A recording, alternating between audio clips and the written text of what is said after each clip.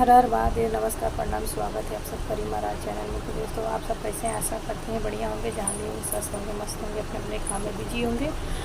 तो दोस्तों, बता दूं कि आज नवरात्रि का पहला दिन है और हैप्पी नवरात्रि आप सबका। और आज हम वीडियो नहीं शूट कर पाए, पूजा भी नहीं कर पाए, क्योंकि हमारे साथ कुछ प्रॉब्लम हो गया था, इसलिए नहीं कर पाए।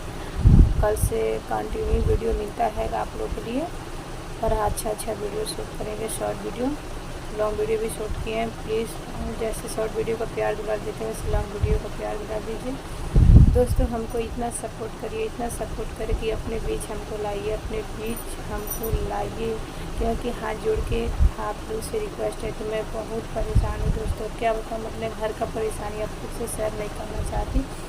बस इतना समझ ली कि मैं बहुत परेशान हूँ और बहुत लाचार भी हूँ। तो मुझे इतना सपोर्ट कीजिए कि मैं आप लोगों के बीच आ पाऊँ, कुछ कर पाऊँ। लोग बहुत